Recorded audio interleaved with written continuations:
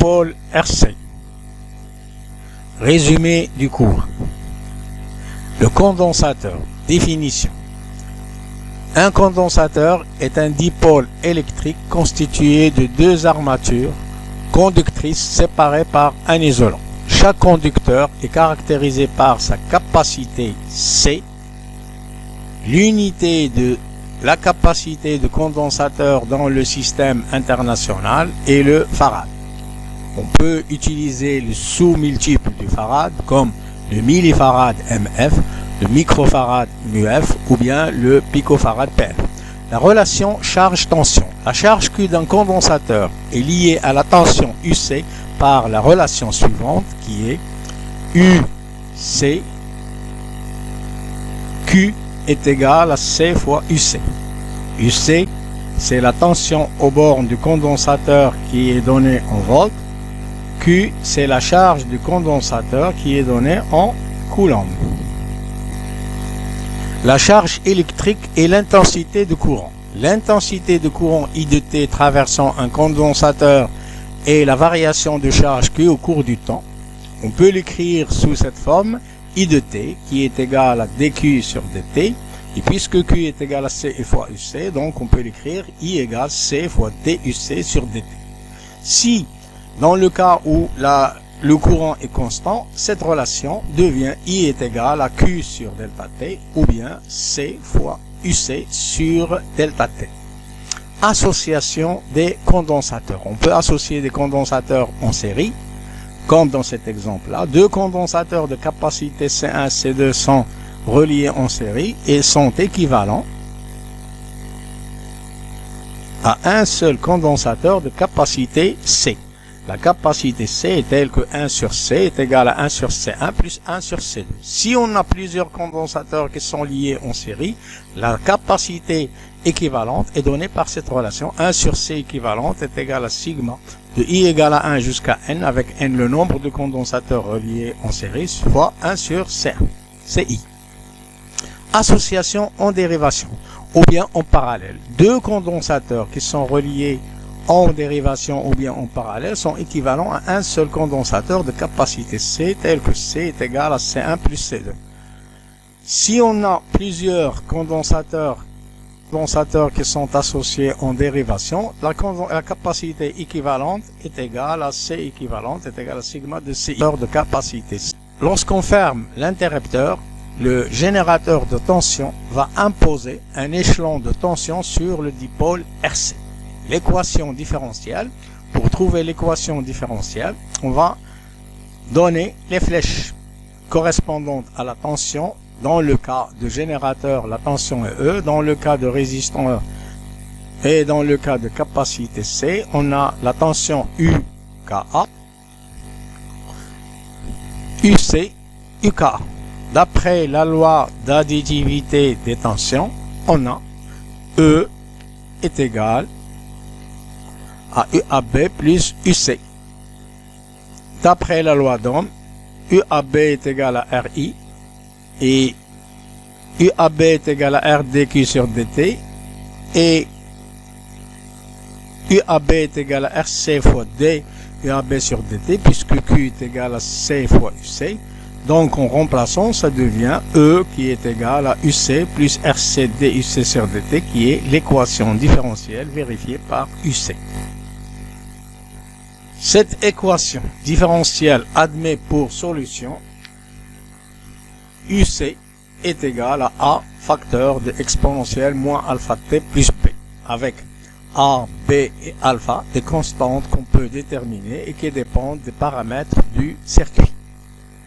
UC est égal à A exponentielle moins alpha t. Cette expression-là, on va la dériver puisque dans l'équation différentielle, il y a la dérivée. La dérivée de UC sur dt, c'est moins alpha A exponentielle moins alpha t et la dérivée de B égale 0. Alors on va prendre cette expression-là et on va les remplacer dans l'équation différentielle qui est RC DUC sur dt plus UC. On va remplacer et on obtient l'expression suivante qui est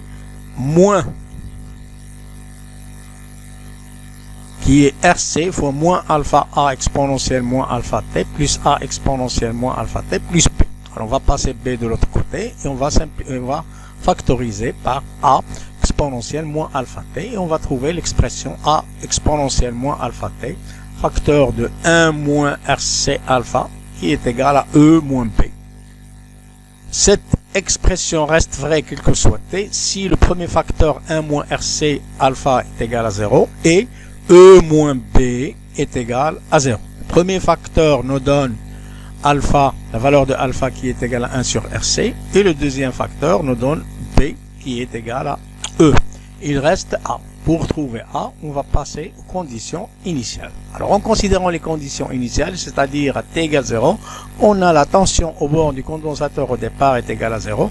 En remplaçant dans l'expression, on va trouver UC de 0 qui est égal à 0 est égal à a plus b, donc a est égal à moins e. En remplaçant les expressions de a, alpha, b, et on va trouver l'expression UC est égal à moins e exponentielle moins t sur rc plus e. On peut l'écrire autrement en factorisant par e. Et ça nous donne cette expression-là, e facteur de 1 moins exponentielle moins t sur rc. Alors on constate qu'il y a un facteur rc qui est en dessous de t, qu'on va poser est égal à taux et qu'on va appeler constante du temps. Alors cette facteur-là, on va chercher sa dimension. La dimension de taux est égale à la dimension de r fois la dimension de c. Puisque r est égal à u fois i, ça veut dire que la dimension de r est égale à la dimension de u sur la dimension de i. Et puisque c est égal à q sur u et q est égal à i fois t, donc on peut écrire que la dimension de c est égale à la dimension de i sur la dimension de u fois t. On constate que on va simplifier en multipliant les deux membres, on peut simplifier par i par u, et on obtient taux est égal à t. Donc taux a une dimension temporelle et son unité dans le système international c'est la seconde s.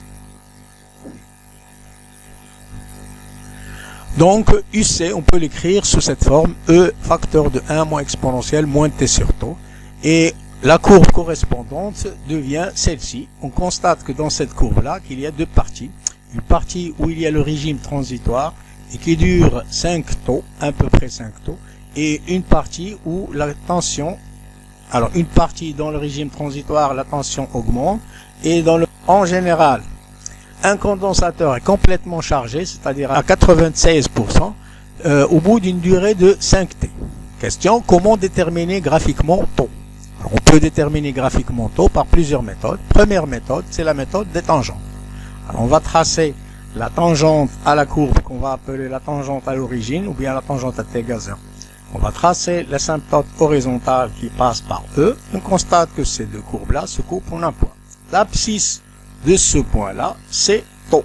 Cette méthode-là, c'est ce qu'on appelle la méthode à la tangente. Donc, taux, c'est quoi? C'est le point d'abscisse de rencontre entre l'asymptote horizontale et la tangente à l'origine. La deuxième méthode, alors on constate que si on prend l'expression et on remplace t par taux, on va trouver l'exponentielle de moins 1. L'exponentielle de moins 1, c'est 0,37. Et 1 moins 0,37, 0,63. Donc, u à t égale taux est égal à 0,63e. Donc taux c'est quoi? C'est le point qui a pour ordonnée 0,63e. Donc pour trouver taux graphiquement, on fait l'inverse, c'est-à-dire on prend E et on va le multiplier par 0,63 et on va chercher son abscisse. Donc, réponse à un échelon de tension, les grandeurs qu'on va trouver c'est la tension UAB et la charge et l'intensité. Alors la tension, la voici. UC est égal à E facteur de 1 moins exponentielle moins t sur taux. Et puisque Q est égal à C fois UC, il suffit de multiplier par C, on va trouver la même expression. Q de T est égal à C fois E, facteur de 1 moins exponentielle moins t sur taux. Et I est égal à dQ sur dt, donc il faut dériver cette expression-là. En dérivant cette expression et en remplaçant taux par RC, on va trouver cette expression-là qui est égale à I est égal à E sur R exponentielle moins t sur taux. Alors la courbe correspondant aux deux courbes UC et Q est la même à peu près, la même forme. On a la charge et le régime transitoire et le décharge. Régime transitoire, régime permanent, régime transitoire, régime permanent. Donc cette courbe-là, c'est une courbe qui est continue.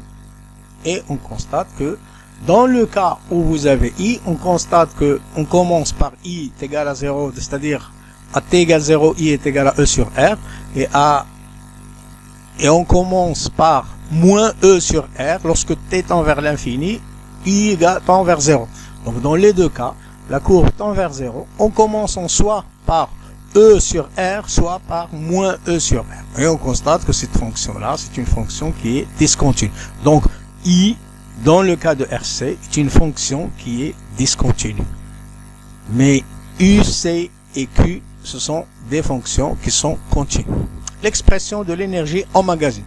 Un condensateur de capacité C reçoit une puissance P lorsqu'il est chargé sous la tension UAB et sous l'intensité I de T. P est égal à UAB fois I est égal à dQ sur dt, et Q est égal à C dUC sur dt, et on va multiplier par dt, on va trouver P dt est égal à UAB fois DUAB, et on va intégrer membre par membre. Le premier membre, ça nous donne l'énergie, le deuxième membre, ça nous donne la puissance. L'intégrale de cette expression-là, ça nous donne EE, ce qu'on appelle l'énergie électrique. Un condensateur chargé emmagasine une énergie appelée énergie électrique. Son expression, c'est EE qui est égal à 1 demi C fois UAB au carré, avec UAB la tension de charge et C la capacité. L'unité de l'énergie, c'est le joule.